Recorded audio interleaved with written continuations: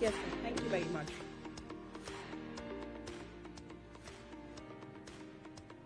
All right, before we make the next setup on stage, I would like to again make an appeal.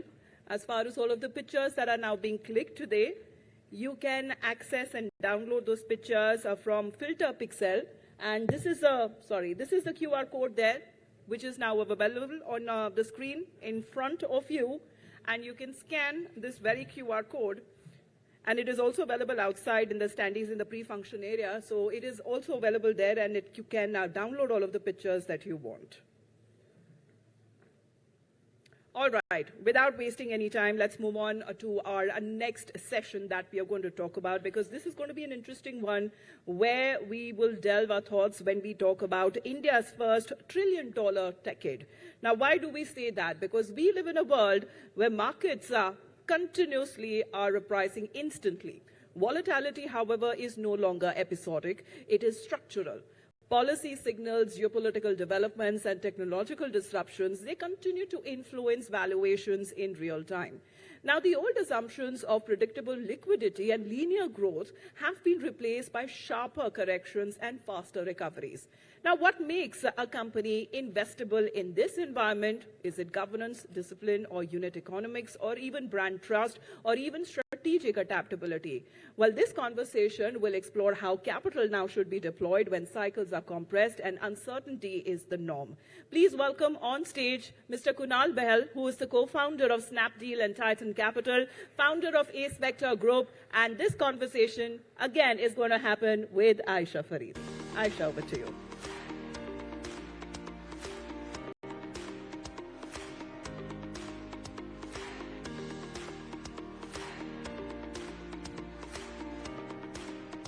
Kunal, thank you for your time today. And I'm quite excited because all the conversation today has been around tech and AI. And you believe that the next India is not a decadal, but a techadal opportunity. So let's first start with that. What do you think the new India or the emerging India is going to look like 5 to 10 years from now? Firstly, thanks for having me. It's a pleasure being here.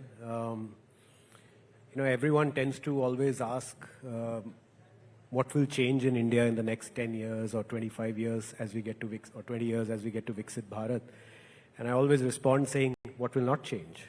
Everything will change. And likely change for the better.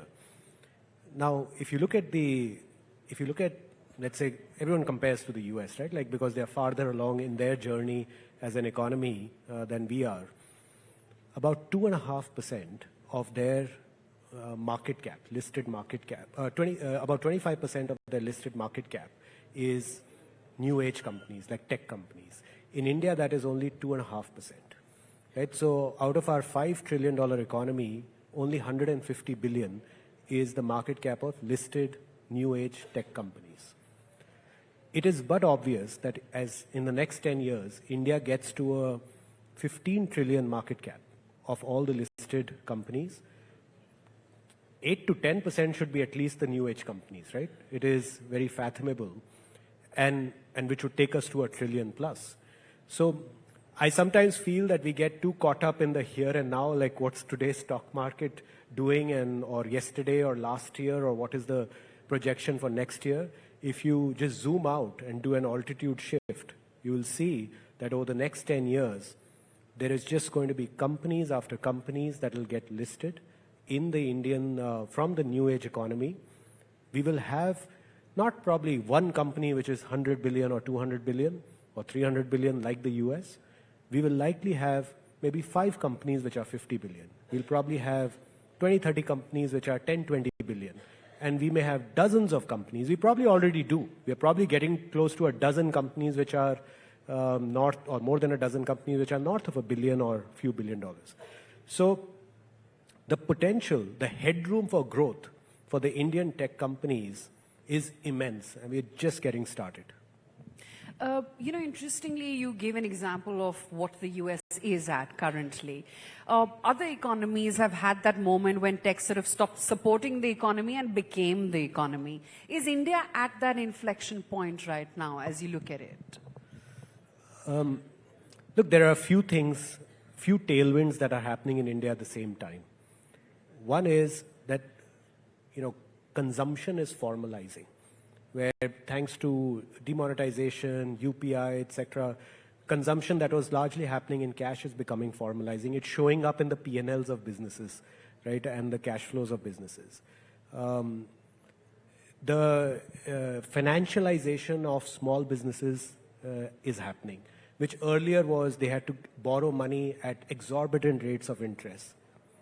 And thirdly, there is a digitization of the entire infrastructure that is happening. The sum total of all of these three things is actually leading to the rapid adoption of tech businesses and their products and services in India, which has never happened before. Because structurally, some of these things, these elements didn't exist up till probably like 5-7 years ago. And so it is no surprise that we are now seeing Indian new age companies that up till a few years ago, people were saying, will they even make it? Will they even survive? Is this a bubble, etc., to now being celebrated companies, part of the Nifty 50 in many cases. This was unfathomable. Actually, just one as of now. Well, it always starts with one. But it is only a matter of time there'll be more than one. That's the thing that the point that you were making earlier, that India has been known as a consumption economy. We always talk about the demographic advantage and so many more people to consume over here. That tech as of now is very consumption linked. How soon before we get our own IPs? How soon before India starts making its own LLM? Well, we are at it. I think the government is leaving no stone unturned. And we have the AI summit next week in Delhi. And there'll be, I'm sure, a lot of big announcements that will happen there. A lot of global luminaries from the AI landscape are coming. Look, I think we tend to sometimes get obsessed with only one layer in the AI stack. When will India have its own LLM? We'll get there. But there are so many other layers, right? Which is the infra stack, obviously the model layer. And then, what is mostly talked about in the Indian context is the application layer. At least my belief is, and I already see that, like we've been investing in a lot of similar, AI application layer companies. They're building extraordinary solutions of global competitiveness. Give me an example when you say... I'll give you an example. Huh. So, a lot of people want to build very sexy AI apps because they, video creation, so photo cool. creation, Yeah. etc. I feel the value lies in building for relatively boring industries, right? Because not many people want to build for that. I'll give you an example. There's a company called ContraVault. We're investors in that company. What they are doing is using AI to make sense of tenders, right? Tenders as a space, as you know, is complicated. Like these tenders run into thousands of pages. There's a lot of inconsistency in the tenders. The guy who wrote the tender oftentimes doesn't know what was between page 5 and page 5,000, understandably.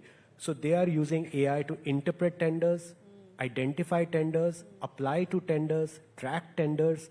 That is a great use case of AI. Excellent use case. Because when you take a tender, which is 5,000 pages, and feed it into a, name your favorite, AI app, you are going to get a garbage response.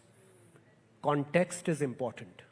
And that's where companies from India will emerge who have contextual AI apps that are built for the world. So that is just, you asked for one example, I gave you one example. There are hundreds of such companies right now being built in India. But how long or how soon before they reach mass scalability like a Zomato, Swiggy, Policy Bazaar, AI and tech platform companies as we know them today? Sometimes we try to compare apples and oranges. They are not the same thing, right? A company whose revenue is measured in terms of number of meals they sell or number of phones they sell should not be compared to a company that is selling software, right? I feel, notwithstanding that, the cohort of companies that are building AI applications out of India, cumulatively, my sense is over the next few years will be generating billions of dollars of revenue. It seems small today, but everything seems small at one point in time in India. I remember there was a time 10, 15 years ago, people said e-commerce will not take off in India. Why would anyone buy anything online in India? Because Indian consumers like to touch things.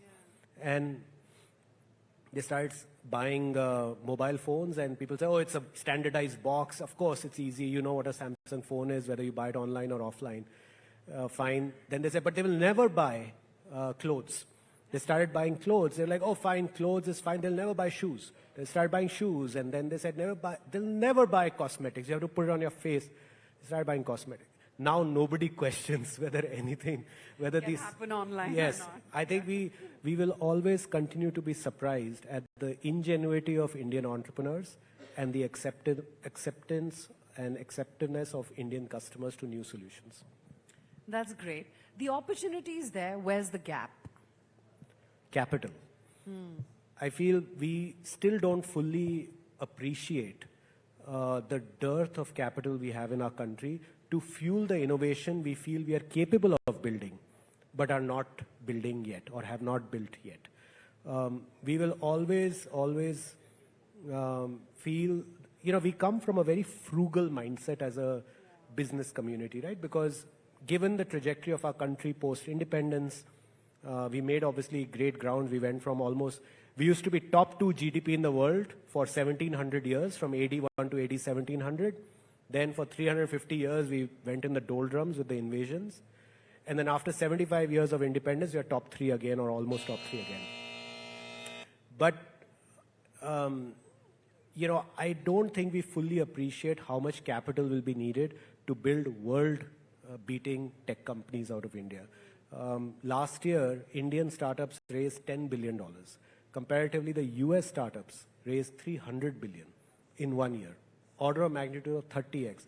Just today morning, Anthropic announced raising $40 billion, right? So I think the government is cognizant of that. They've launched this 1 lakh crore RDI fund. It is a lot. By Indian standards, like $11-12 billion fund is a lot.